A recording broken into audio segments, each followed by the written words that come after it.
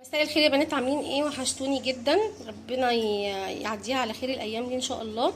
كل سنه وانتم طيبين بمناسبه ان رمضان داخل علينا، والاعياد اللي شغاله ان شاء الله كلها تبقى اعياد سعيده عليكم يا رب. النهارده انا هعمل اكله حلوه خالص، اكله يعني موفره حلوه بتاكل البيت كله. هعمل نص كيلو سوسيس، 3 طماطميات، 3 حبات بصل، هنا قرن فلفلايه رومي واحده، و3 فلفلات حراقين. هنقول تاني المقادير: نص كيلو سوسيس، 3 طماطميات، 3 حبات بصل مقطعاها شرايح زي ما انتم شايفينها، هنا حاطه 3 فلفل حراق وواحده رومي. ان شاء الله الاكله دي هتبقى كويسه وهتحبوها قوي. وثواني وهرجع لكم تاني. جبت طاسه، حطيت فيها البصل ومعلقتين زيت، معلقتين زيت مستعمله، وبعد كده هنحط معلقه سمنه بس مش دلوقتي. هنقلب البصل شويه وبعد كده نروح حاطين السوسيس.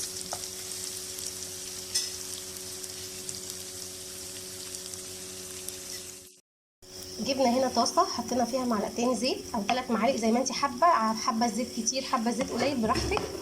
حطينا فيهم البصل اللي احنا مقطعينه، هنسيبه يتقلب تقلبتين لغايه اما يدبل بس شويه، مش عايزينه محمر احنا. وبعد كده هنحط السوسيس، مش اي حاجه تانية.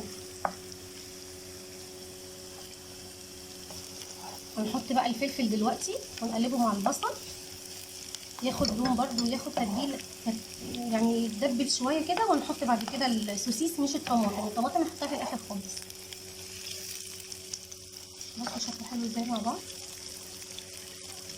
هنحط فلفل اسود وهنحط ملح، مش اكتر من كده، عشان في ناس بتحط بقى توابل كتيره قوي بتضيع طعم الاكل.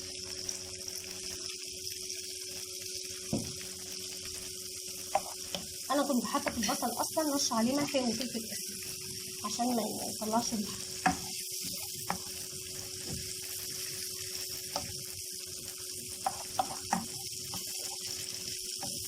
السوسيس ده كمان بيتعمل بحاجه تانية، بطريقه تانية.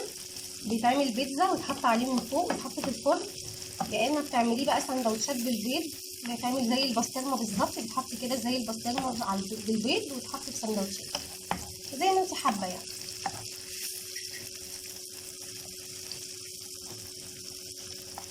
ودلوقتي هحط السوسيس ان شاء الله. لازم تكوني طبعا جايباه من حد مضمون وحد متاكده انه نضيف، علشان الحاجات دي اساسا ما ينفعش نجيبها من اي حته.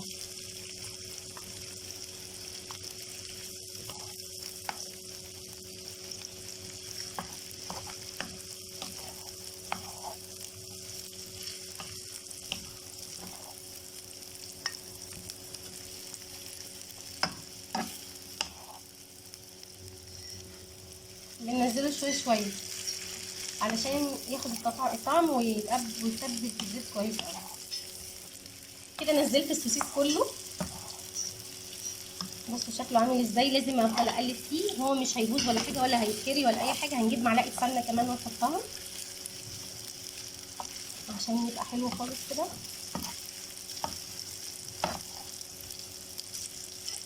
البنات اللي مش بتعرف تطبخ لازم تتعلموا الطبيخ بقى عشان تعرفوا تعملوا اكل بعد كده. انا اتعلمت الطبيخ من بدري قوي على فكره. في المرحله دي هنزل الطماطم.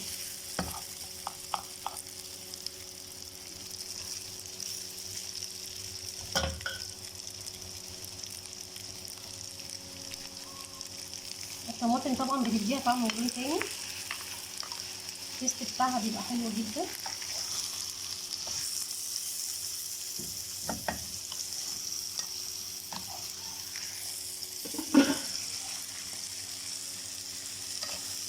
هبقى اوريها لكم برده لما بتتعمل في بسطرمه تبقى عامله ازاي. برده بنحمرها الاول، بنديها تحميره كده زي البسطرمه ونحط عليها البيض.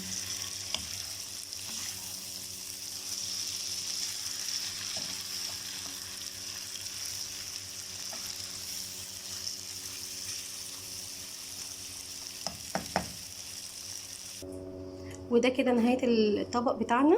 يا رب يكون الطبق عجبكم، جربوه مش هتندموا طبعا، هتاكلوه احلى سوسيس في الدنيا، حلوه قوي.